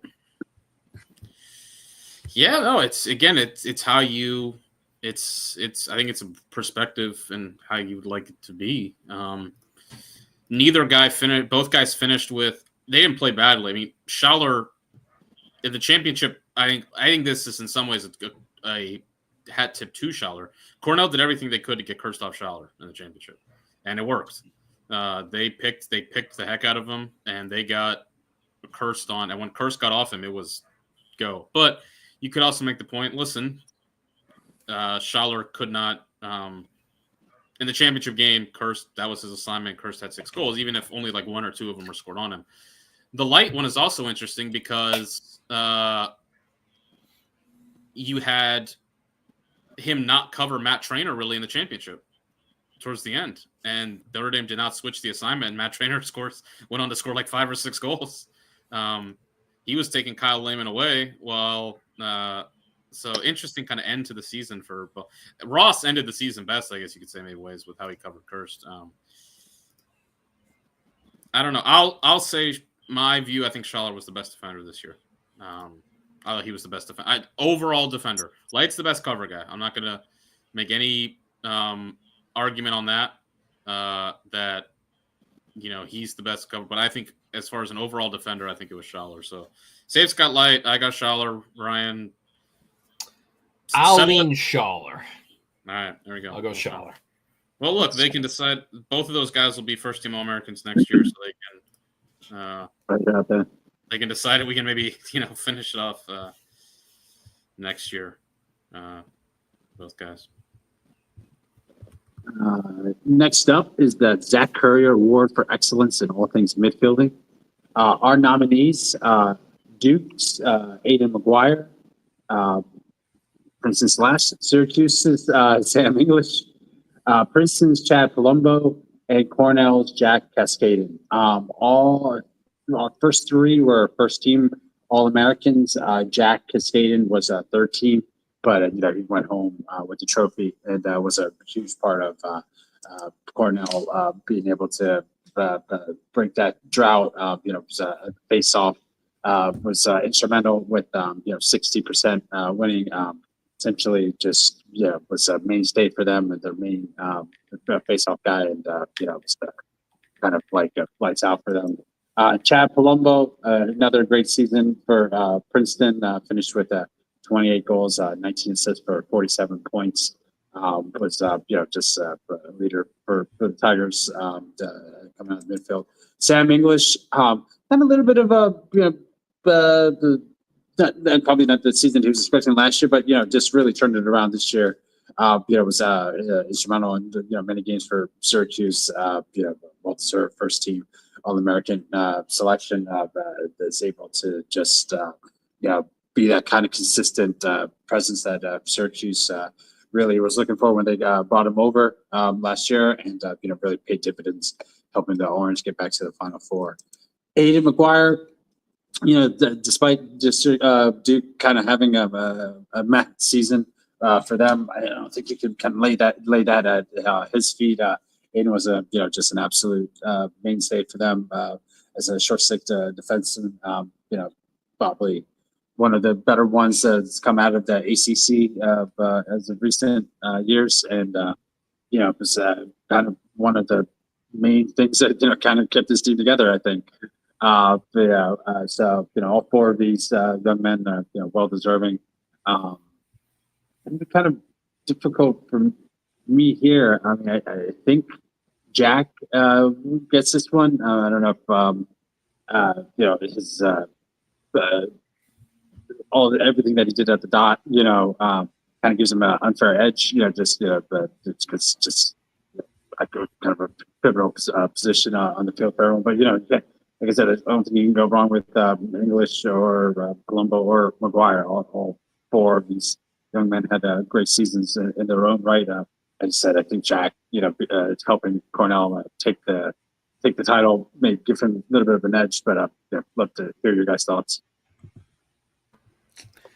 I mean, I get what you're saying with Cascaden, but at the same token, I feel like look at that Cornell midfield, and there's also Hugh Kelleher. So I don't even know if Cascaden's great, but he might not even be the best midfielder on that team. Is the wild thing about it. That shows, I think Cornell's he was more. depth I and think he was more important than Kelleher. I mean, he scored as a face-off guy. He scored 10 goals. And that's pretty. And he wound up winning 61%, which is, I think he was more important than. I think he was more pivotal to their succce than Kelleher was. And Kelleher had a good season. He had 27 goals. Firth also. You can go Firth. Firth had 50 points. But I think Cascade improved. We talked two things that were different for Cornell from this year to last year: the defense, but also Kaskinen, who didn't play last year. It was out hurt. And he really improved their face-off play and also gave their defense just, what's the best way to protect a defense that maybe you have questions of is don't make them play as much defense. And so I think that's not to say I would go with Kaskinen, but I think he wound up being really huge for Cornell. Mm-hmm. Aiden McGuire. I won't argue against them. Aiden McGuire had the best season of any guys. I mean, for a short stick defensive midfielder, 6 goals, 3 assists, 26 caused turnovers, and 15 ground balls. He did win. He won the midfield of the year. I think he had the best. Who's the best season? Yeah, I think he was pretty clearly. Now, I would say, even if it was a deeper group than this, I mean, these are all very good players. I still think you can make an argument he had the best season, but. Man, offensive midfield has just kind of dried up the last couple of years. There's just not a lot of. I mean, you think of the guys at the midfield position over the years. Last year you had Eric Dobson for Notre Dame. Go back, a couple years. Doc Aiken at Virginia. Conrad as a two-way guy. Jake Stevens was a two-way guy, but not as much offense, maybe. Though still, they certainly.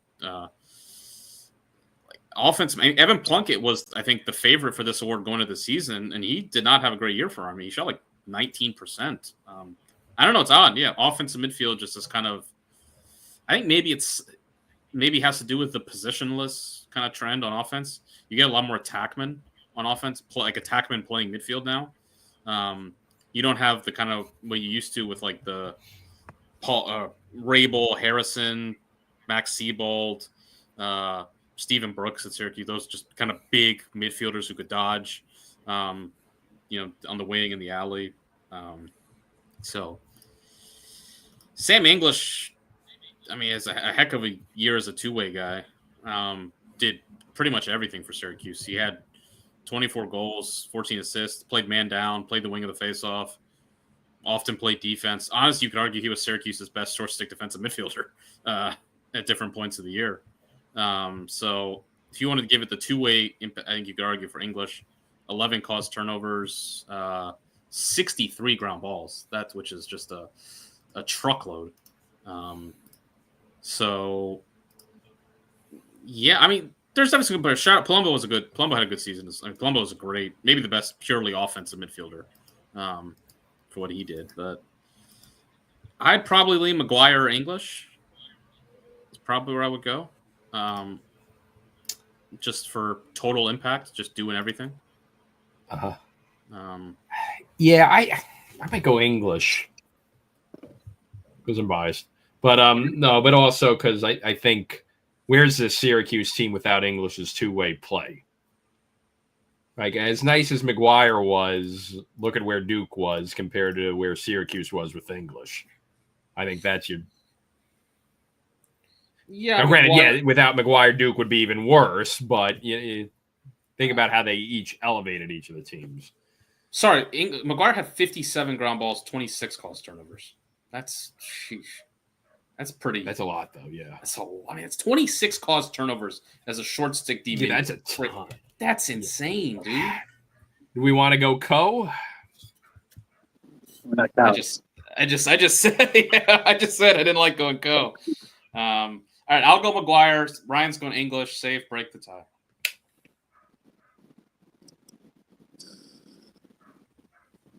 Yeah, I guess. I mean, I'm going to go, I guess, English just because the Final Four. But I think with both of you, I think with no argument, I think Maguire is the best one player if you want to, But yeah, I'll go English. All right. Sam English is awesome, man. And I mean, there's no. I think it bounced back after kind of a disappointing year last year. Also, I think didn't do it like Kurse did in terms of the one more ride and let's get a title. But I think to help them get to the Final Four, Liberation Day. There were a lot of Ryan has a point. There were a lot of games this year where Syracuse looked kind of out of it, and he just kind of dragged them. I mean, he seemed to will them. Yeah. Yes. I feel like he felt like I think it was last year, kind of. Yeah, there were some games that English didn't have that great of a game, last year. And I think kind of took that to ownership and kind of corny to say about leadership and grit and stuff, but yeah, you need that on teams, especially when things aren't going well. And that's one of these awards maybe named after Ryan Sieg. There were certain periods this season it wasn't going well, and maybe it's kind of it could kind of just all unravel. And I think he kind of it took a lot to pull that back together, and I think English is a big part of that. So I mean, yeah, Maguire a phenomenal player, obviously goes without saying, but yeah, I think I got to give to English here. Sure, yeah, I'm not gonna argue with that one. Great player, and yeah, I think he was huge. He was Syracuse's leader. I don't think there's any questioning that. All right, one of my favorite awards, the Matt Rambo Award for Excellence in Rambo Kill Counts. If you remember this started with Matt Glaude way back when Rambo played, tracking how many goals Rambo scored as kill counts. So we have a nice group of nominees here. Obviously, leading off with CJ Kurse. I believe he finished as the nation's leader in goals this year, of the all-time leading goals. Scored 82 goals. So I think he wound up top 2 or 3 in single-season goals, and then wound up as the all-time career goals leader. Definitely, going to be tough to argue against the dominance that Kurse had as the best goal scorer in the country. Chloe Humphrey out of North Carolina scored 90 goals this year. I believe she won the Tewaaraton as a freshman, which is pretty. All right, so Crosse tied the single season goals record 82 and had the career goals record. Pretty darn good. So is Chloe Humphreys, 90 goals as a freshman for North Carolina, which is nuts. 118 total points. Matt Trainer for Penn State, the best single game performance, I think, of anybody on this list. Talking about like willing a team, he put Penn State on its back to get them to the Final Four. 6 goals in the quarterfinal against Notre Dame. All-time great effort. Aiden Carroll for Georgetown. Talk about a guy who just really exploded, I would say, towards the end of the season. He was putting up remember this Georgetown offense looks kind of dead in the water a little bit after that Denver game. They scored 3 goals, and then after that they went on the run to the quarterfinals. Carroll scored 5 goals against St. John's, only a pair of goals against Villanova and Marquette, but scored 8 goals in the Big East Championship against Villanova, and then 6 goals in the first round against Duke. So 21 goals in 5 games after that loss to Denver, and still had 2 goals and assists. I mean, he pretty much had was involved in half of Georgetown's goals in that quarterfinal against Maryland. So tremendous senior season for Aiden Carroll. Ohio State's Alex Marinier, he was the sharpshooter on that offense. 50 goals. As a stat line we love, 50 goals to 2 assists. He was the guy you get in his stick and he let it fly. And then lastly, by sheer volume, the winner in this category, Madison Taylor for Northwestern, finished with 109 goals this season. Also 49 assists, so that's not too shabby either, but 109 goals for Madison Taylor to help lead Northwestern back to the national championship. And then, our national championship game. Shout out North Carolina for shutting her down. But before that, in the NCAA tournament, she had 10 goals against Michigan, 6 goals against Penn, and 4 goals against BC, along with 4 assists. So some big-time, heavy hitting goal scores this year, really racking up the kill counts. We've got a good group here.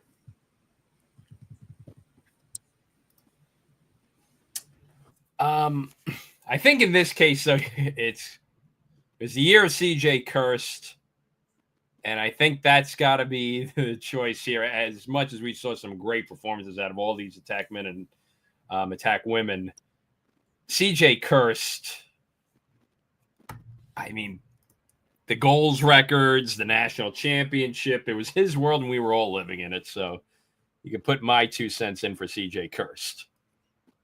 Yeah. I was thinking, Chloe, just the unique nature of the season that they had, and being a freshman. But yeah, you can't give it to anybody else but CJ. Just week in, week out, he was targeted. He was planned for. They schemed. They had plan B, plan C, and none of it worked. The kid just it would drop 6, and it was nothing. And even when he was a little bit injured towards the end, was able to still just put something together and put Cornell on his back and win the title for such a proud program with so much history. So again, they're all winners in my book, or in all of our books. But I got to go with CJ and with you guys to make this unanimous. Yeah, I think if we wanted to do it like the USILA, the way they split the baby with the Turnbull Award, always trying to kind of give everyone kind of a trophy, I guess you'd say. The Turnbull Award winner this year was Jackson Eichner, and CJ Kirst won Player of the Year as an attackman, which is always just my favorite thing that they do with that award. But no, here we're honest, ethical. We give it to the best. So, man, Madison Taylor, 109 goals. That's nuts. But CJ Kirst it is, and I agree. I think this will not be the last award that he's going to pick up, obviously. Yeah, because that leads us into the Crosse for excellence in lacrosse world domination. We got a lot of great nominees here. We got CJ Kirst. We got Chloe Humphreys, our 2 Tewaaraton winners. We've also got Matt Trainer. We've got Joey Spallina, and we got Logan McEnany. So who are we giving our most prestigious award to for world domination in lacrosse? I mean, I think it's obvious, but I think it'd be nice to kind of give some kudos to the rest of these names for having great seasons. I was going to say, I'd be cool if we wanted to give this one to Chloe. Just again, a freshman, since she won the tours and undefeated season. It's like just the youngest of 3 sisters, so they kind of had that whole family thing, like kind of a curse thing that they, that we got to enjoy the men's, and just like for a freshman to just come on the scene to just do what she did, like. I mean, for that, yeah, I think it's merits some consideration to take some shine away from CJ. But yeah, I'm more than fine giving this one to CJ as well. But yeah, for terms of like variety and not actually splitting the baby like I consider like an actual giving an award, maybe a little more controversial, but like making a decision. Shout out to Succession. I'm cool with giving Chloe this one. I just think it's phenomenal the way what she did. Ryan, what do you think? You know the women better than both. Yeah.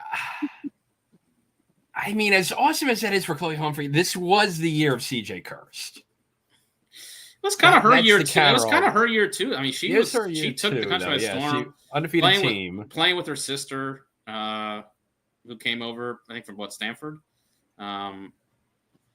Undefeated champs, yeah. Undefeated season, 90 goals. Is she the first? I think the first freshman to ever win a Tewaaraton, like ever. That's pretty. I mean, freshmen win the Tewaaraton. I think Cummings won it 3 times, so she didn't win as a freshman. I mean, as well as like a domination, like that's a storybook freshman year. Like it's just hard to ignore that.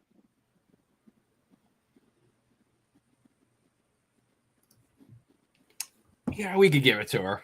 All right, yeah, let's do it. Chloe Humphrey, Crosse for excellence, cross world domination. That's an unbelievable season. You gotta respect that. All right, let's hang some jerseys in the rafters. Let's bid adieu to some legends.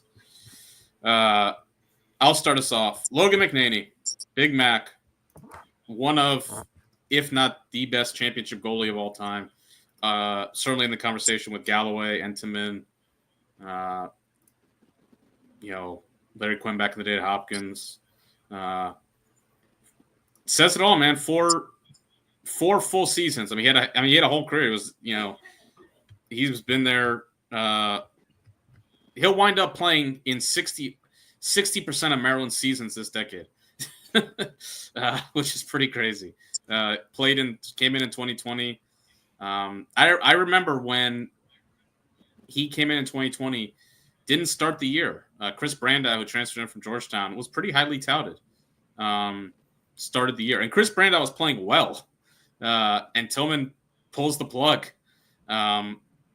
before the game against Notre Dame at home and puts McEnany in there. And it obviously showed kind of what we all know about Tillman, the killer instinct, the willingness to just always get a little bit better. And it was the arrival of a Big Mac who won his first 17 games of his career, lost in the national championship, and then won 19 more in a row after that.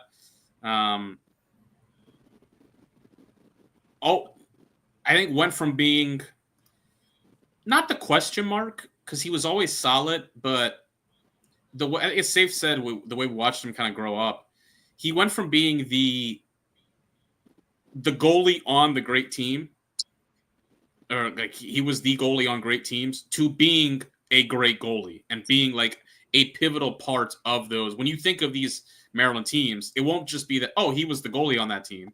It was they had Logan McEnany in goal. That'll be part of the kind of legacy of those teams. Mark mentioned earlier, scored the goal against Ohio State.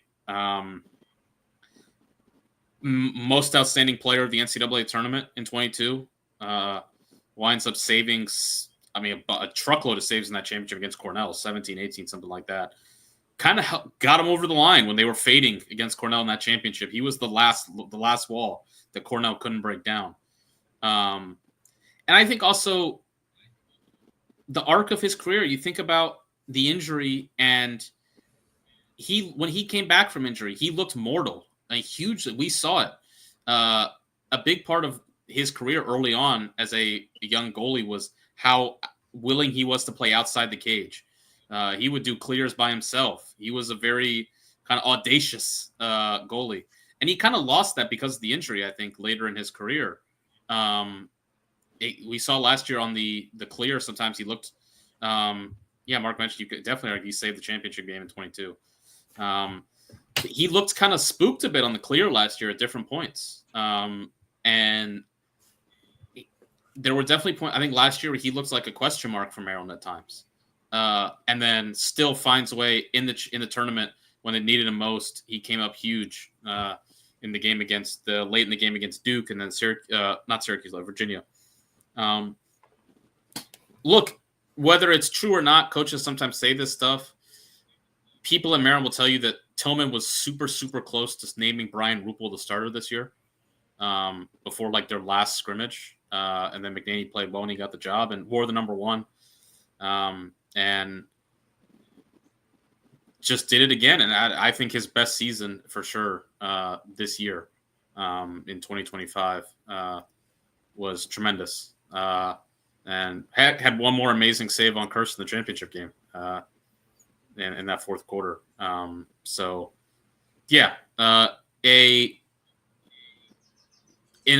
is a long line of Maryland goalies. This is a program kind of known for its goalie play, both under John Tillman with starting with Nico Amato and then Kyle Bernlohr. Dan Morris won the first championship for him. He goes down as the best of the Tillman era, and up there, maybe Brian Doherty was amazing, but you could certainly argue that he is the best goalie in Maryland history. And I think that's pretty heady territory. A truly whole career that he had. Maryland I feel confident Maryland will have great goalies again. Maybe with Rupel starting next year, but I think very few will be as beloved as Big Mac was.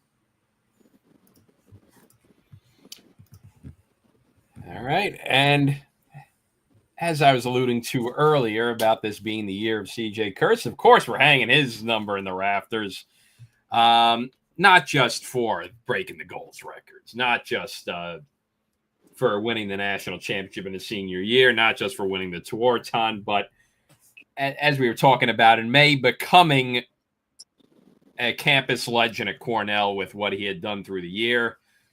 And just, seeing him throughout his whole career, putting up the numbers that he was at Cornell, and for him to put the cherry on top with a national championship run, 115 points, 82 goals, and to top it all off in the national championship game, playing hurt, getting 6 goals to clinch the national championship for Cornell to bring it back home to Ithaca for the first time in 48 years.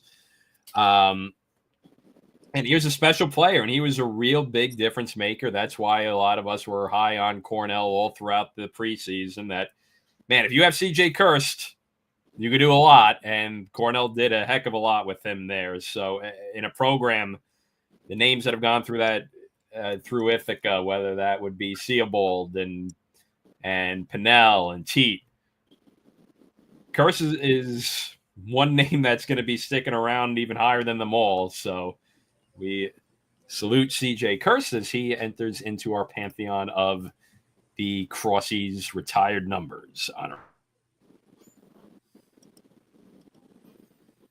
It's an honor to speak on behalf of Chris Kavanaugh.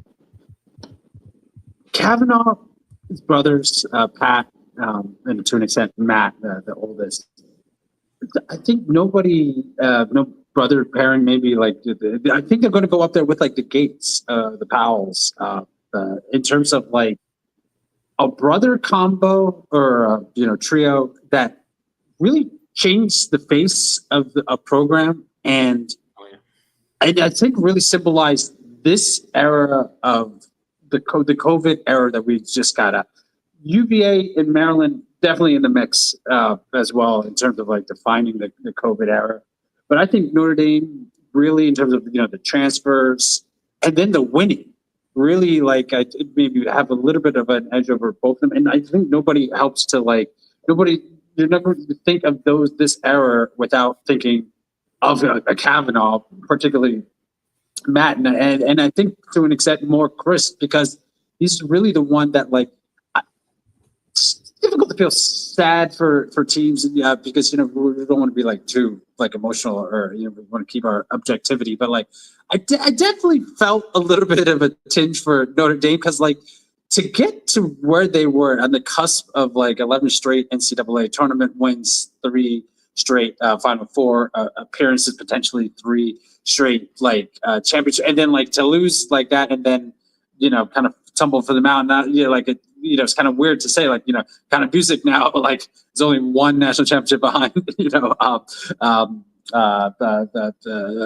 Notre Dame's the coach, just because I'm thinking like difficult because like he's so close to be like having this 3-peat, and then the kind of the tumbling it down the mountain. But like I think Chris Kavanaugh, like said, like kind of like was throughout this entire period of this COVID era. We're going to kind of say it like that, and I think just the way that like they were able to their playing style, their ability to like match the moment. Like I felt like the bigger the stage, the better that they played. The more like you just see the kind of like just just enjoyment, just like kind of it was self-evident.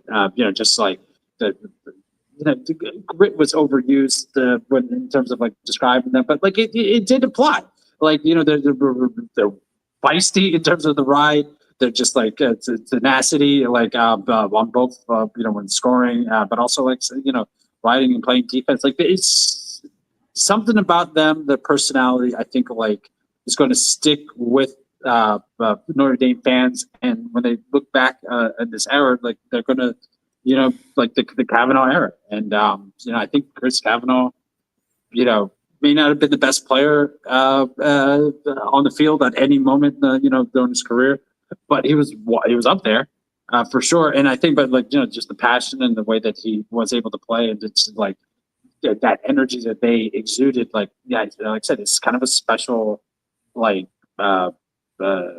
Thing that's like kind of going to be like only unique to this like time period and this particular lacrosse team. And like I said, the thing they're going to be think of as like the Notre Dame Powells or the Notre Dame Gates. Like I really think that they've left an imprint on this program that's going to carry on for a long time. So yeah, Chris Kavanaugh, amazing player.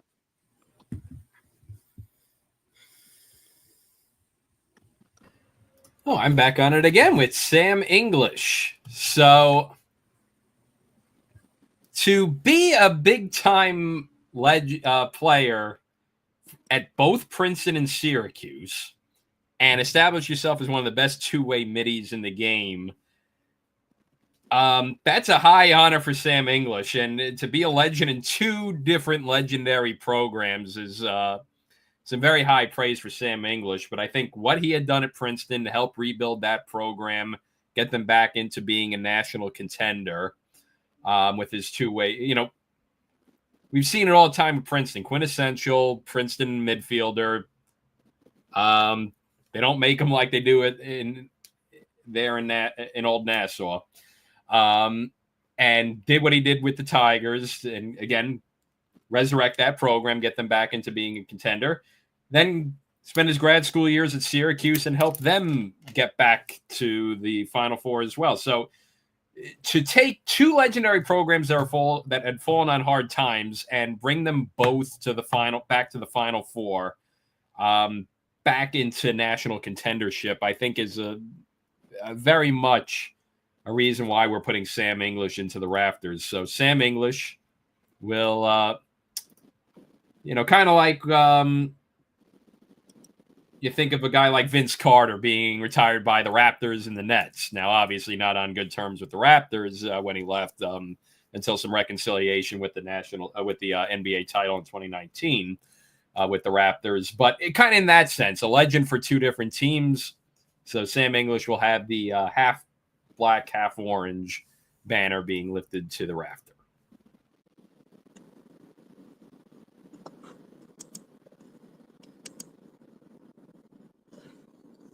Again, Colton Maxey, Princeton's, I think you're going to be able to say one of the all-time greats, attackman at Princeton. Maxey, like, maybe didn't get like the publicity like other attackmen had gotten over the last few seasons, because some of them are like generational talents and stuff like that. But he's always like the streets attackman. You know what I mean? Like he was always like if there's someone who knew ball knew that Colton Maxey was a bad dude at Princeton. He finished his career with a second all time at Princeton in points, holds Princeton's single season record with goals, and holds Princeton's career record for goals. And when you think about the type of players that have gone through that program, that's no small achievement on Coulter's behalf. But also, I think just really beloved by the fans. Like, I'm not saying I'm at every single Princeton lacrosse game, home game, but I've been to a lot last 5 years, and just when Coulter's name got called or when he scored, I think I was actually taping. I was walking between stands, but Coulter, I think, tied or was one behind the career record for goals towards the end of last season. And, just the eruption from the crowd. He was a fan favorite. And, well, rightly so, because, he delivered. Again, is he the best attackman? Probably not even the best attackman in the history of Princeton for, this, some lofty company. But he's up there, and he's, I think, a player that, really, was beloved by the fans, and it's going to be missed in terms of leadership and just his presence and stuff like that. So Coulter deserves to have his jersey hung, and I think when they get to it, he'll have a similar moment in the spotlight in Princeton's Hall of Fame or all time grace. As he really did deliver. Got them to didn't get them to the championship, obviously, but got to a Final Four with them in 2022. So I think he's got some hardware. Did bring home the title, obviously, but it's definitely with the Ivy League tournament wins, being able to say took the team to the NCAA tournament each of the last 4 seasons. Colton Maxey, deserves the high praise he gets, and like I said, I think probably go down as one of Princeton's all-time greats as well.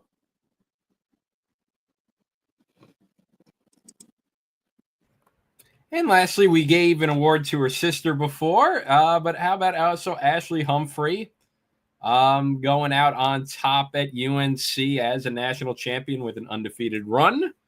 A lot of big talent in women's lacrosse this year, and you could also say Rachel Clark. We could also give her dues as well from Boston College and put her up into the rafters as well with her performance, but also with Humphrey again, what she did at Stanford, what she did at UNC, playing with her sister and getting that national championship as well.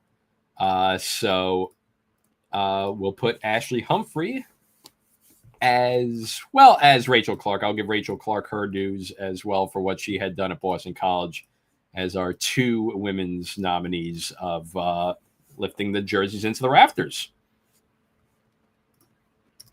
And that will conclude the Crossies for 2025.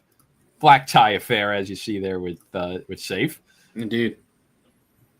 Shout out Safe. If you enjoyed if you enjoyed Safe's look as much as we did, smash that like button and hit subscribe as well, because we're going to have some off-season content. So we said at the beginning of the show, if you have a comment on what you would like us to record this summer, for We're off-season 4 away content. from being 100 followers. So you could be our 100 followers. You could be the 100th. You could be the one.